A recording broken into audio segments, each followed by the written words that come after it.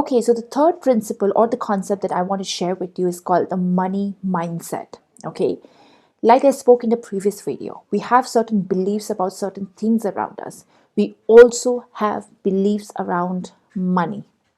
Okay, and where does this beliefs all come from? It comes from our conditioning that we come from. It's all our childhood past experiences and things that we have been taught, we have been learning, hearing from around our area.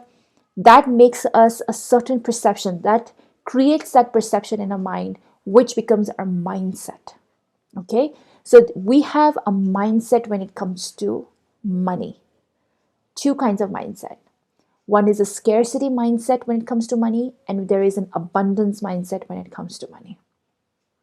Guess where have I been living since past, oh my, I mean, since I have been born? Where have been I living?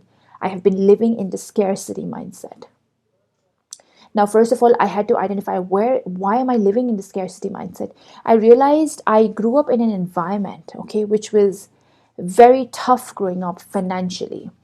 uh, because my parents were almost an immigrants that came from Tibet to India, and they literally started from nothing. Okay, so I grew up in an environment wherein I felt like my mother and my father were always arguing about money. My dad was always stressed about money. I felt like money was above everything. Money was above relationships, money was above health, money was above anything and everything. Like that was money for us was like at the highest level of importance. So I grew up with that mindset, and I became a person who was so uh, particular about money. And I mean, that also led me to become like a very uh, smart person when it comes to money, right? I mean, I'm not somebody who would like spend recklessly. I know how to save. I'm a big believer of saving, but at the same time, I would have major fear of losing money. And entrepreneurship is a very different game because it's not like a job. It's not like you're giving your services every single month and then you get a paycheck at the end of the month, right? Entrepreneurship is a journey wherein you might have to pump a lot of money. Actually, not might, but you actually have to pump a lot of money in the beginning for the business to run, for the business to sustain, for the business to grow. So it's a lot of pumping of money, reinvesting of money. Even if you make a tiny bit of profit, you have to make sure that you reinvest back in the business. Otherwise, your business cannot grow. So that was a very new concept for me, and every time I had to reinvest, like I felt like I'm losing money. I can't make money. Like, what the hell am I doing? Why do I have money? So so this question, I kept struggling with this whole idea of where is this money, why there is no money, why am I struggling so much. So there was so much of self-doubt, so much of negativity inside, and with regards to money, so much of scarcity, fear that was with the money. And to be honest, I still struggle with it from time to time. I mean, I really have to work myself, because this is again a very deep rooted conditioning, and the conditioning cannot change that easily. But you can work on it, you can control it, you can figure out things that can help you get past that particular mindset, like scarcity mindset. So I want to empower you today again. But first, I need to explain why this is happening, right? So when I grew up into this environment, I realized that, when it was time for business, I realized that for first 2 years, I didn't even make money. Like that was just giving money, pumping money into the business, losing money. I lost a lot of business. I lost a lot of money in the business because of some poor decisions, some like ignorance, things like that. So I had to learn in a very, very hard way. So it wasn't a very easy journey, but what I realized is if you continue working in the business with a scarcity mindset, that is going to be very detrimental to your growth, because business does require a lot of money. Business does require taking skills, taking risk where you might make money or you might lose money. It's very like a 50-50 chance, okay? There's nothing 100% here. So because I was living in a scarcity mindset and always cribbing and crying over, little bits of money. So that was really stopping me from growing as an individual and as an entrepreneur. And indirectly, it was impacting negatively on my business. So this is something that you have to check for yourself. What is the mindset that you're living in today?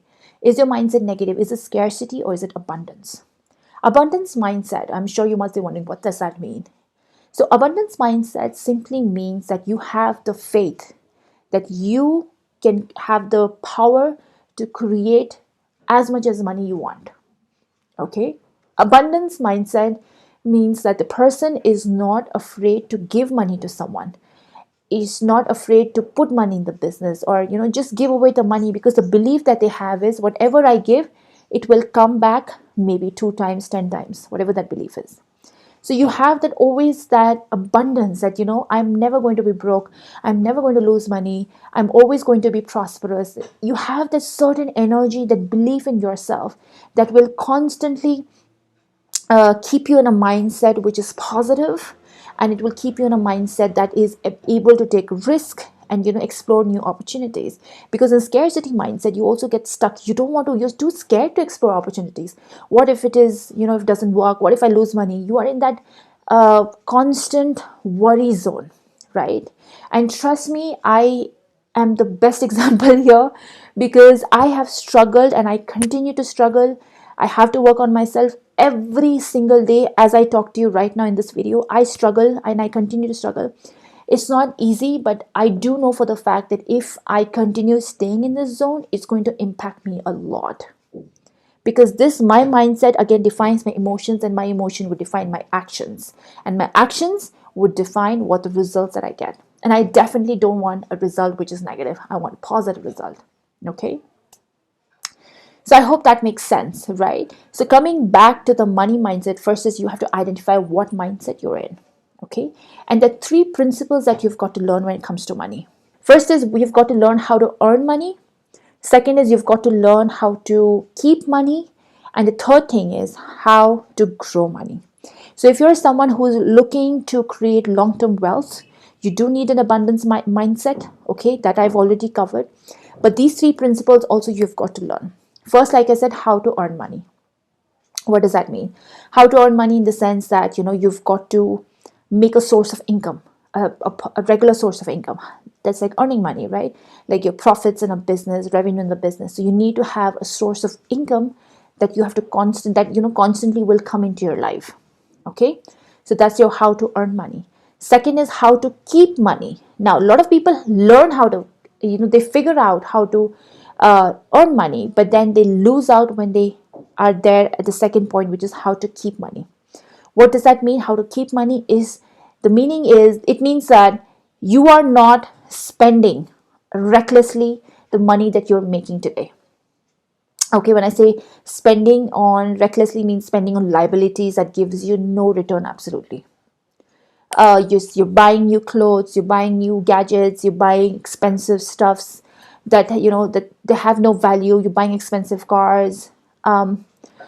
So these are the liabilities. You're eating out all the time. Where you're putting in money that has no income coming back in your pocket.